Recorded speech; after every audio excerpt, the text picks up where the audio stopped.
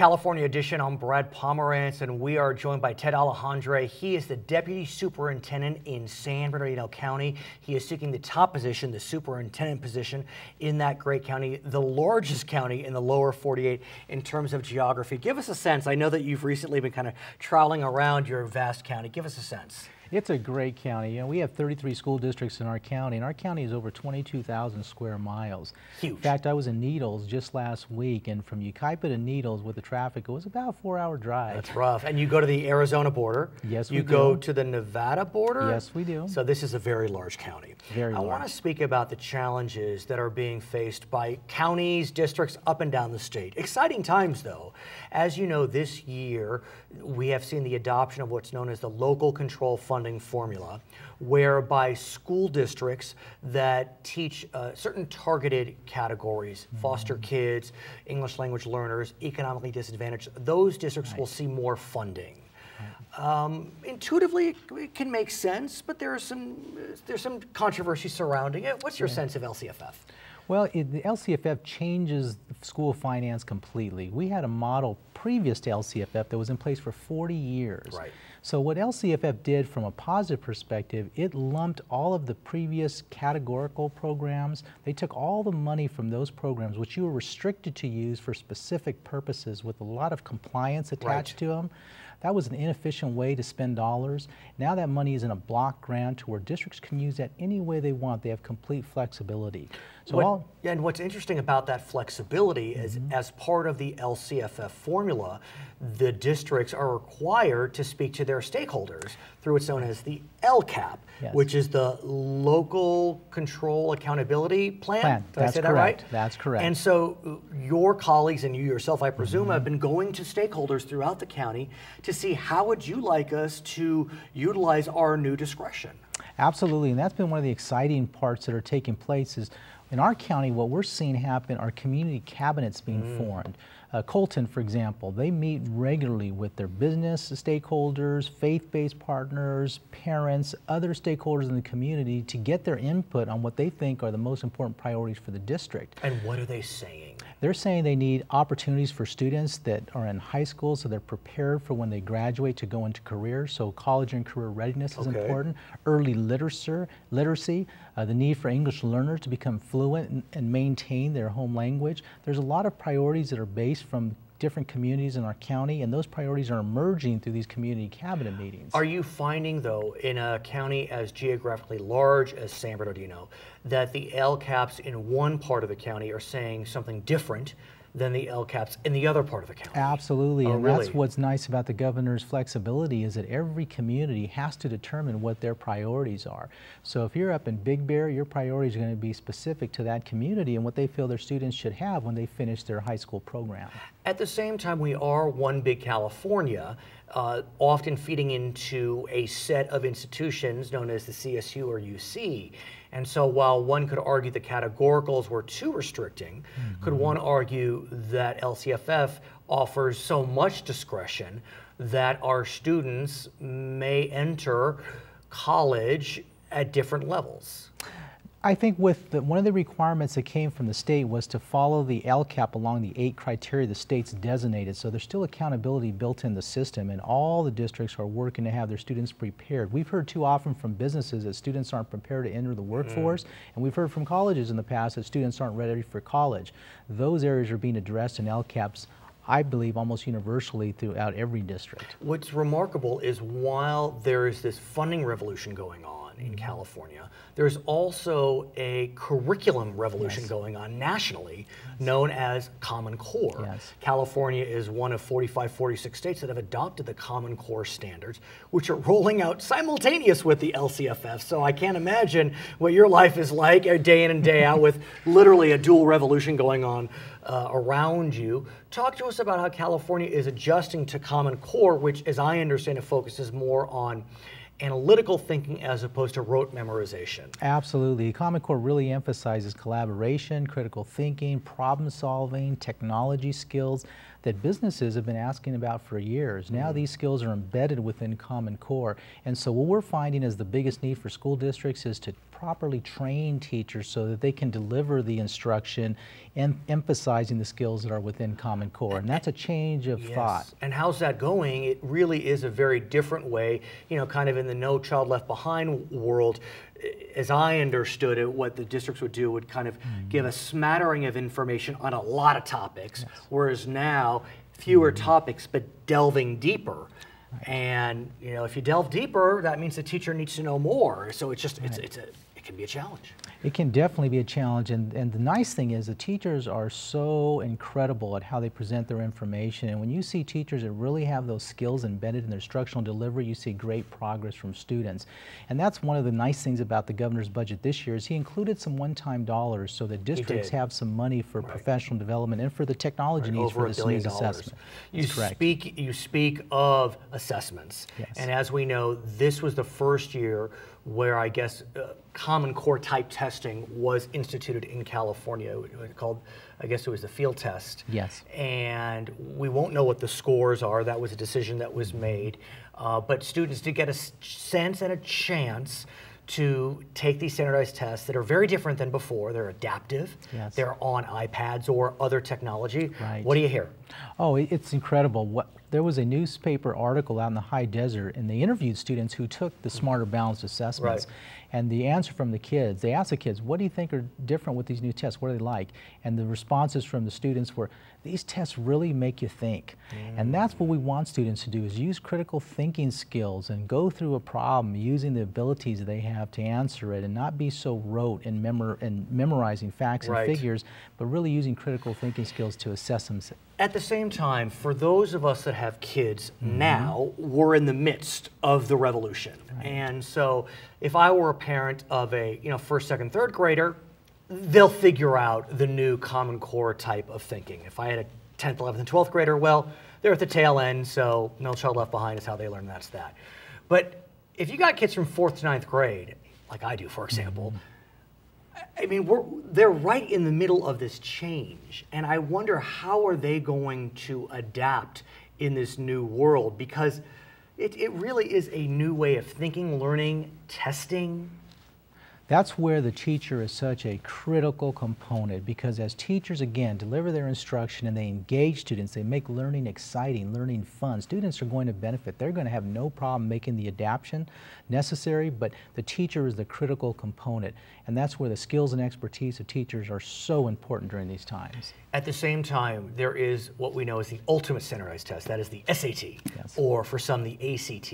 We understand the SAT has announced that they're going to adapt in this new world of Common Core. The ACT may have already adapted even pre-Common Core, but that's another conversation. So, for 40, 50 years, we've been so used to preparing ourselves for the SAT, our kids for the SAT. What do we do now? I mean, you have kids that are heading towards SAT land, so how are you getting them ready? I do. Well, my daughter took hers this year. Oh, okay, so she was the old SAT, but I guess your younger one. I have a 7th grader that's going to be. So she'll definitely, mine will, be the new SAT. She will. And it's going to take a collaborative approach with our universities, our K-12 system, our community colleges. We need to work together during these times and really do what's best for students. How can we prepare them for the futures? How can we give them hope for the future and work on these areas? But, broadly, yes, but specifically, my daughter takes a standardized test right now. I help her. I do a drill and kill with vocabulary words, and off we go. No more drill and kill for vocabulary words. Right. We're going to see a change in how these tests are administered and the questions that are involved, and we have to prepare our students for that, and that's going to take an approach at every school site and every level. So as you look toward your presumed new position, should you become the superintendent, what are your goals? Well, my goal is to work collaboratively with all of our superintendents so that they can be successful in the implementation of their LCAP. We want them to do the best they can for their communities, and we want to provide as much support as we can to make that happen. His name is Ted Alejandre. He is the Deputy Superintendent in San Bernardino County. He is seeking the top position as Superintendent of that great county. My name is Brad Pomerance, and this is California Edition. By enrollment, what is the largest school district in the nation? Chicago, Los Angeles, New York City, or Puerto Rico? New York City's Department of Education operates the largest school district by enrollment in the United States, with approximately 1 million students. It's California Edition. I'm Brad Pomerance, and Brent Lee is with us. He is a member of the school board at Riverside Unified, a new member elected in November. How's it going? How's the new position? It's great. I feel like I'm finally kind of getting my bearings and understanding a little bit more about how the system works.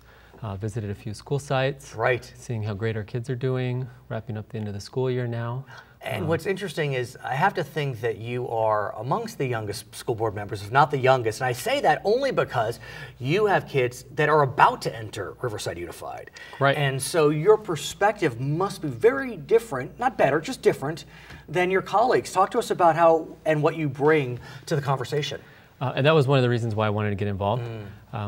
Seeing now that I have 2 boys and right, as and a one parent, on the way. Right, and one on the way, and okay, a girl I said now. That on the air. Yep, in August. Right. Just how important school is as a parent, and being someone that went through Riverside Unified School Districts, and seeing that we're doing a great job educating our kids, but we still have some of the same challenges facing our students that I face as a student. Right. So just trying to give that parent perspective. Try to push through some of these same old challenges. And let's talk about parent perspective, because now in 2014, it's a whole new world in terms of seeking the input of parents, of stakeholders. Right. It used to be that the way schools were funded, they were funded by the state through what's known as categoricals, very strong restrictions. Now we have what's called the local control funding formula, which allows for more discretion, and through that what's called the local control accountability plan, the LCAP, and every school district throughout the state, including Riverside Unified, went to its stakeholders and said, we have more discretion. What would you like?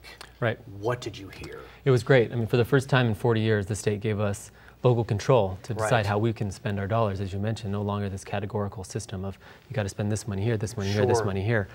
So we had a great response. We had over a dozen community meetings. We had over 100 people attend some of those meetings. What did they say? What were their, their hopes, their dreams, their complaints, their props?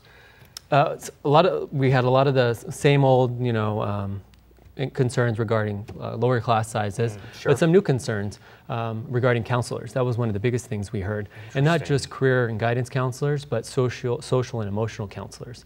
We lost some of the school psychologists and social workers during the budget cuts, and in order to fight dropouts and absenteeism and to try to combat some of these issues we have with school shootings and across the country, to try to address some of the social and emotional needs of our students. So in the first year, we're going to hire 7 new counselors. And by the second year, we're going to hire 14. That's something the community wanted, and that's something we're going to take care of and we're going to address. At the same time, the local control funding formula does seek to have additional funds spent on children in certain targeted categories, foster kids, economically disadvantaged English language learners, and it's pretty specific. I mean, you do have discretion, but you got to make sure those dedicated funds go to those dedicated kids. So how is that working? So, for example, with the counselors, the additional counselors that we're going to hire, we're going to target them at those schools that serve those children that are at higher levels of poverty and higher levels of non-English speakers, to make sure those needs are being met. But at the same time, and I'm just playing devil's advocate, your socioeconomic status can have an impact on your mental health. But look, I think about the recent calamity, the recent tragedy at UCSB, and I think it's fair to say that young man appeared to have come from a wealthy background. He was driving a BMW. I'm making a presumption, but let's just, for argument's sake, say he did. Wealthy kids have challenges as well. Oh, absolutely. And so, how do you, in this world of LCFF, where there's a lot of focus on kids that face the obvious challenges, look, a gifted kid who's bored is a tyrant. Think about that. So how do you balance that? Well, the question we asked when we went out in the community in regards to the LCAP process was what will make all our USD students most successful, with the understanding that we do have to target these subgroups. But we really looked at the overall picture, what is the big issues facing all of our kids, because if it's going to help our disadvantaged kids or English language kids, it should benefit all kids. It seems as if while we are targeting children who are English language learners, that it's kind of in vogue now for English learners to want to attend bilingual programs, these dual language immersion programs. Is that what you're hearing as well from your parents, that they'd like to see more dual language immersion? We're hearing it and we're seeing it. Right. So we're in about our 4th year of doing dual language immersion in our USD, and we've added now, we have 3 school sites that offer dual language immersion. Wow.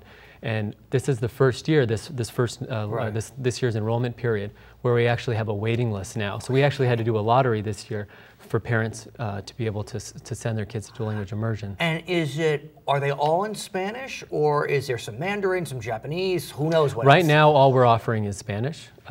Obviously, other languages are on the table. I'd love to see a Mandarin offered. The issue is, for the dual language immersion to work, you have to have half English speakers and half the other language. So if the numbers work, and then we can find qualified teachers to be able to teach it, and then also the space, which is another issue at a facility, I would love to see it expanded. Have you been in those classrooms yet? I have. Tell me about that. It's pretty awesome. I went to Mountain View Elementary in the kindergarten class, and Mountain View is a first-year dual language immersion school. When you say first year, meaning they just started? Just started. So just kindergarten? All they have is kindergarten at Mountain View right now. Tell me that. And it's about 24 kids in the class, half speak English, half speak Spanish. But the teacher for kindergarten only speaks Spanish to these kids. So 90% of their kindergarten experience is in Spanish. And since there's 2 classes, then they'll switch. So the other 10% is in English. How are the English-dominant kids doing? You couldn't really tell. Because you would not have known. You would not have known. Maybe besides maybe the color of their skin. Right. But other than that, they were participating in the class just like every other student. It was pretty remarkable to see. And are the Spanish-dominant kids monolingual, or do they have English some English at least? They have some English, and it's a great benefit to non-English speaking students. The dual language should benefit both, because they can speak, they get just as much attention in English as they do in Spanish. And so through a program like yours, which I believe is similar to most programs, it will start to shift up more English, more Spanish. So yeah, in kindergarten it's 90-10, and then it goes first grade 80-20, to eventually it's 50-50, and they get instruction in both. What's interesting to me about the dual language immersion movement is that it seems to stop at elementary school. 5th grade's over, and then what about going beyond that? We're in the strategic planning stages right now of the program. It's such a new program. It's something that we put together, I know 4 years ago, but it's kind of just been every year we've just kind of been playing catch up and trying to make sure that we can get as many students enrolled in the program and as many qualified teachers to teach those students. So we really do need to sit down and look at the long-term plan for the school. We're doing that right now with STEM, which is another one of our magnet programs, just to see what is it going to look like when these kids get to high school. So, but are you looking to extend dual language beyond elementary school? Is that on the table, or is that just my crazy thinking? To be honest, I don't know. That's fair. That's a fair answer. I think the goal is by 6th grade, they become fluent. They become bilingual and biliterate. And so once they get to the high school level, they can we offer AP Spanish Language, AP Spanish Literature, so they can take those classes, which are college level classes. Right. So tell me about STEM. That's obviously a big topic. You know, now I'm hearing STEAM. They want the A for art. Yep. What are you hearing about STEM? Is that a big push? Same thing with dual language immersion, probably even more popular, only because we only have one school that offers it, one school site. And is it K for K and up? Or no, it starts in 4th or 5th grade. Okay, and into junior high? Yeah, and we're adding 1 year, so eventually that'll be a high school program too. How, you know, not to be stereotypical, but you know, we know that there's this feeling that girls aren't focused upon in STEM, and how are the girls doing? They're doing great too. I mean, our STEM is our highest performing school according to test scores. Is the whole school STEM? The whole school is STEM. It's a whole school site. It's only STEM. What's the school called? STEM Academy. The STEM Academy. In Riverside. In Riverside by UCR. And are parents from Alvord, Moreno Valley, are they begging to get in as well? And because we are an open enrollment district, we do have to give fair chance to all students. Meaning outside it's a lottery. Yep, it's an open. We're an open district. So that means the kids from Alvord are in the same lottery as the kids from RUSD. Correct. Do they do the same for RUSD? It depends. If they're an open enrollment district, school of choice, district of choice, then yes, they would have to. His name is Brent Lee. He is a member of the school board at Riverside Unified School District. My name is Brad Pomerance, and this is California Edition. According to the November 2013 edition of Neurology magazine, bilingual patients developed dementia how many years after their monolingual counterparts? 1 year, 3 years, 4.5 years, or 6.25 years? Bilingual patients developed dementia 4.5 years later than our monolingual ones. You're watching California Edition. My name is Brad Pomerance. Ben Johnson is joining us. He is a member of the school board at Alvord Unified. He is the vice president of that board, also a candidate for the Riverside Community College District. That election will be held in November. I want to speak with you, sir, first about K-12. Great. As we know, as a result of a revolution in education funding in California, school districts will be receiving more discretion to spend state dollars as they so choose. But as part of this new discretion, school districts are asked to speak with stakeholders. Right. It's called the Local Control Accountability Plan. And so I know at Alvord, as in many school districts, you've been engaging in these stakeholder meetings. What are you hearing? Well, I think the first thing is exciting because we've always been underfunded in Alvord in comparison to the state and even our surrounding districts. I think what we continually hear at all of our meetings is what are the priorities to get our children to graduate high school and preparing them for college. I mean, that's one of the biggest challenges we have, that when they get to the community college or the university level, there's a lot of remediation that still occurs. But it's interesting, as you're having these community meetings, you're also having a revolution in curriculum because of what's known as Common Core. And so you have a lot of things coming at you, my friend. We do. We have a new superintendent at Salazar. Oh my, so you really have a troika coming Amazing. at you. But Common Core has got mixed reviews from people. I think the biggest concern that I hear from people is really the math side of Common Core. What's their concern? Kind of the integration with algebra and making sure that the students are really ready to do math and be competitive in math and all math and skill level. Common Core? Because let me explain why I ask. When I think about Common Core, and I'm probably focusing more on non-math subjects, right. The goal is, instead of hitting a lot of subjects at a surface level, fewer subjects at a deeper level. Right.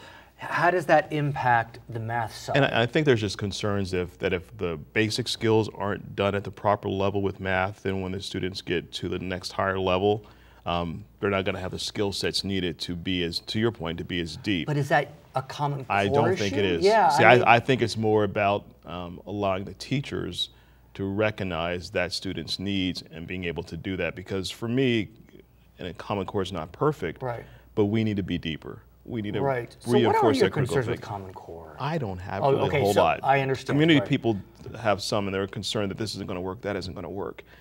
And they may be right, but we are ranked at the bottom in California. Right. And so I think we should be doing everything we can to provide the tools and resources for our teachers, and then making sure that our students are competitive with the rest of the country and, of course, globally as well. And that's in question. I mean, I think about the tri-state area, New York, New Jersey, Connecticut. Amazing. Their students who go to public schools are really quite successful. And some of the same issues that we deal with, right. with diverse populations, right. poverty. So there's not, you look at I'm thinking back, if you look at our test scores right now, and you look at math and science, regardless of ethnicity, regardless of language, not really a whole lot of difference. And so I think Common Core is going to provide the things that we need, especially in those non-math science areas, to really make our children successful. We've got to do something. Yeah, I want to shift gears and speak about a question that's facing community college advocates. And I know you're running for a community college district in Riverside, which is known as a very strong community college district. Great place. And that's the question about whether community colleges should be allowed to provide four-year degrees. I had no idea until this issue surfaced in California that is being done in 21 other states. I mean, to me, community college, that was its thing. Yeah. It did 2-year degrees and/or 2 years to transfer. But this issue does seem to be getting a lot of steam. What can you tell us about it? I'm thrilled by it. You are? I think it is. You look at our economy and how many students try to get into colleges now and if they do get in, they can't afford it. So the first thing is that SB 350, Senator Block in San Diego, yes, that's right. is the one that's kind of leading this charge, and kudos doing that. And he's been leading this charge for a while. Long time. In 2011, he sought to have this passed. It did not, but it looks like this year could be the year. Well, it just passed the Senate. And it's working its way through the legislature right now. I think what's exciting is that it doesn't infringe upon the goal of Cal States or our UCs, because we're not talking about classes that they're offering. Right. We're talking about very specific classes that the Cal States and the UCs don't offer. So, or where there's an impact, presumably. I think about nursing. Plenty of UCs and CSUs offer nursing, but we have a dearth of nurses. I mean, we need nurses. We need nurses, and in Riverside, especially with the medical scoping, we're going to need more healthcare areas. What he's done, though, to kind of, I think, to stop some of the negative comments or concerns, is like focus on 3 different degrees: respiratory, veterinary skills. I can't remember what the other one is, and offering a pilot program for 11 community colleges. Do we know which 11 it will be, or is that to be determined? Well, I'm going to be pushing that Riverside Community College District as one, and I think whatever we could do with our local electeds and make sure we're one of those, kind of like we did with the medical school. But let me ask, in order to receive a bachelor's, I know that there are certain accreditation requirements of the institution. Do bachelor's professors need to have PhDs? Will masters be enough? Because at community college, you don't need a master's. Correct. So I think those would be recruiting things that we would need to look at. I think the fact that we do have some of the things in place at RCC with some of the leadership there and with our nursing program, I think we'll be able to accommodate some of those programs that we need to do here. The flip side, though, is community colleges are working fairly well. I mean, we did have a tough recession, and so our transfer rates to our state institutions here in California have dropped, and they are going to Arizona. Correct. But be that as it may, community colleges are no longer just for remediation as they were when we were kids. I mean, they are fine institutions where many families are choosing to send their children for 2 years for a variety of reasons: saving money, economical, closer to home, whatever it may be, smaller classes. And so if we jump to a 4-year model, are we losing what community colleges have become, this kind of crown jewel of the system? I think what you said about the matriculation to a 4-year is dead on. We still have a high percentage that move on from community colleges. I have 4 kids. Right. I went to community college in Pennsylvania. I used to want to be a police officer, so Did you go to a 4-year ultimately? I went to a 4-year ultimately and graduated from UC Irvine, but my initial thing was to go there, become a police officer and serve that way. And my daughters have chosen community college because they want to do dance, and they were able to get into a dance program that's got good skills. And so I think, and with 4 kids, it's expensive. It is expensive. And I hear you. And what's remarkable is, I'm making a presumption, I presume you live a nice middle-class lifestyle. And so it's expensive for middle-class people. Absolutely. And I don't think we'll lose it as long as we recognize that the core mission of them is to further their education. And so the places, excuse me, what I said before, is the opportunities that are being offered at our Cal States and our UCs.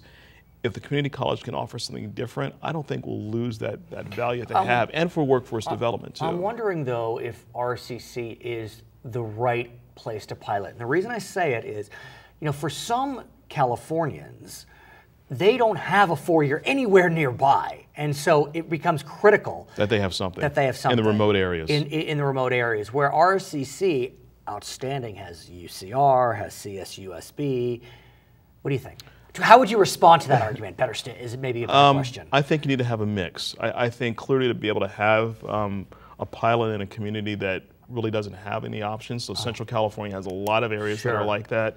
But I do think because of our economy issues in Riverside, we're from a median income, we're below the state and the national level. And on nursing, I mean, it's hard to deny. With UCR medical opening, and we know that the Inland Empire, more than any other region, has a dearth of medical professionals. So I think if you took a little bit, because I think in order to get a true understanding if the program is going to work, you need to do some in metro areas, some in more remote areas. I think we have you think the governor signs it? If it goes all the way through, you think the governor? He has no choice but to sign it if it goes all the way through. Well, you never know. There's a lot of pressure from UC and CSU, potentially. There is. But I think, like I said, as Senator Block did, he did a really good job of presenting it as options that aren't available at the other places. He is Ben Johnson. He is on the Alvord School Board. He's a candidate for Riverside Community College District. I'm Brad Pomerance. It's California Edition.